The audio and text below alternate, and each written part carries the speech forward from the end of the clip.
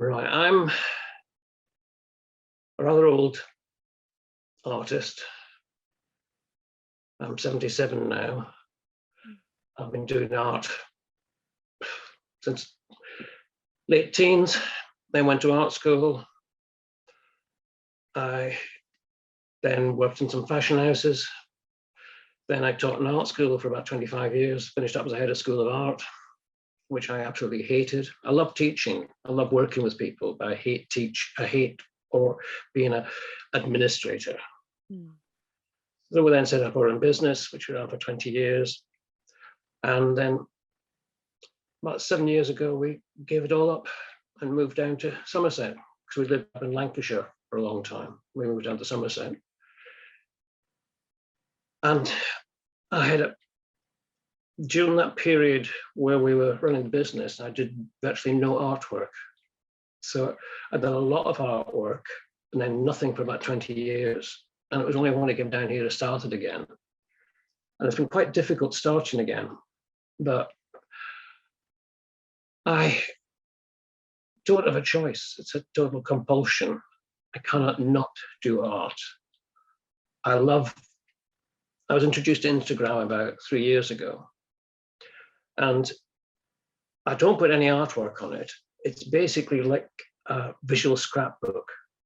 I see things I like, I photograph them, I show them to people. And that's, for me, is what it is. I think I've only had about 3 or 4 pieces of artwork on it. Oh, somebody else has just come up on screen. So that's how I work. I mostly do wood carving, which is slightly unusual because my degree was in textiles embroidery. That's where I started from. And one of the art schools I worked in, the technician found these boxes of chisels, old chisels, and would throw them out. And I thought, I've got to keep one. They're just too nice to throw out, so I kept one. And after a while, I thought I'd better do some carving with them. So I just started. The first bits were basically no carving. Now they're quite intricate. They're quite unusual. I know of one other person who I've never actually seen or met who does similar sorts of things, but it's not unusual. It's more going back in time. And my work is very, very much storytelling.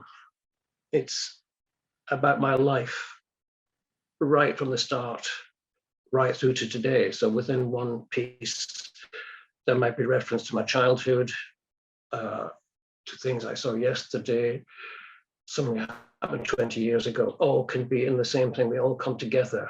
It makes sense. And the most recent work, and the 2 pieces that fit in for the exhibition. When I moved down to Somerset, we're only about half an hour from Stonehenge. And there's lots of big stone henges in this area, and there's all the big chalk figures on the hills, which are absolutely amazing. And that kind of triggered something, because where I came from in Aberdeenshire is the home of kind of pictish art. And it was about 6th, 7th, 8th century, and they did standing stones, but were decorated.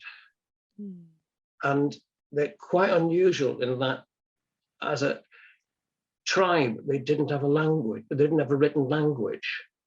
So there are things on these stones which people don't actually know what they are. They make them up.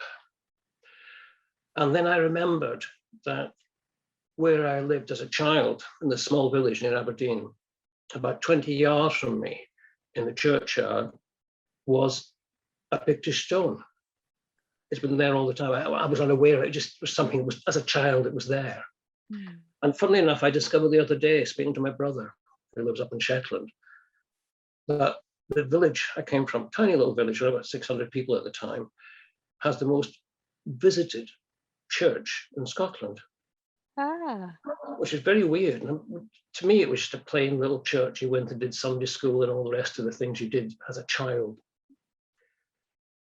But I say I was triggered again. So about 2-3 years ago, went back up with a friend, and we spent about a couple of weeks going around the northeast of Scotland, Aberdeenshire down to Fife, and it's full of these picture stones. They're absolutely fantastic things. They're the most amazing things.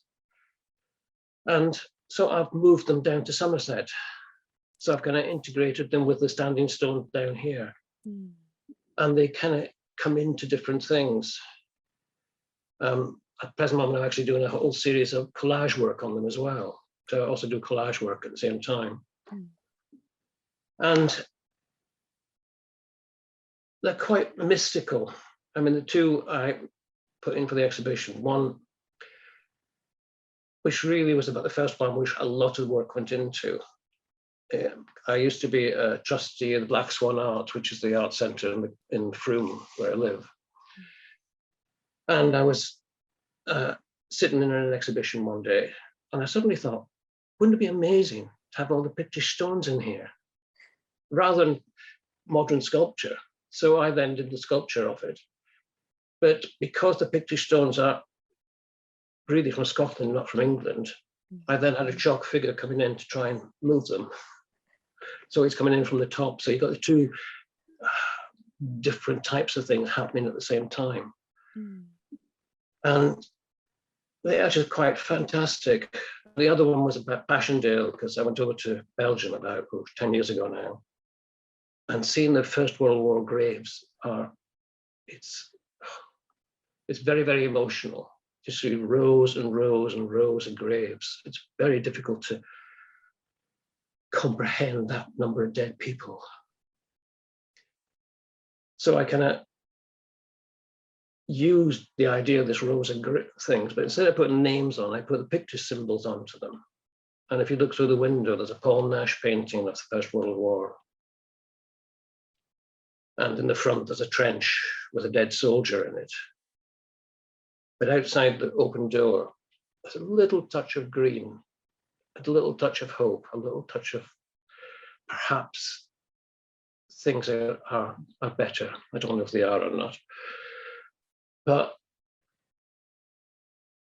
they just come into all my work at the present moment. I'm doing a whole series of them. I must have done about 15 of them over the last 3-4 years. And one of the odd questions everybody asks, they must take a long time to do. And I never knew how long they did. So I then had to do the next carving I did, I actually timed myself, did a timesheet to see actually how long I took to do them. Because my studio, I'm retired, studio's in the house, and I might be in the studio for 5 minutes or 4 hours. It's just, you just go in and out as it's suited. So I actually timed myself. So I now know approximately how long most pieces do. Although there's a piece on the board at the present moment, which has been sitting staring at me for about 4 weeks now, and I cannot work out what the next step is. Mm. It's just, there's a block there somewhere. I know it'll happen. One day I'll just look at it and thought, it's so obvious what should be happening. But you just don't see it sometimes. So I just leave it there, and it will eventually jump out at me, he said with crossed fingers, but it always has. And they're unusual. I find them quite difficult to exhibit. A lot of galleries will not take them because they're not within not quite the mainstream, but within the norm of art. Because basically the storytelling, the wood carving, the kind of back and Renaissance type things, because I like the Renaissance idea of stories told through different rooms. Mm. And I use that device quite a lot in my work. So I don't know what quite will happen next. I mean, I did one near us. There's a road out of Frome, which is a terrible road. It's people park on one side, and you can difficultly drive past 2 cars, stop, let other cars come. And about halfway along, there's a modern block with a big arch which you could see through to the gardens behind. And I was stuck there, And where I was stuck, it was quite dull. But looking through the arch, it was sunshine. And I thought, what a nice idea, there's two things. So I went back a couple of days later to photograph it, into a whole series of photographs. But what I didn't notice when I was taking the photographs, and one of them was a lorry going past, which is actually in the photograph.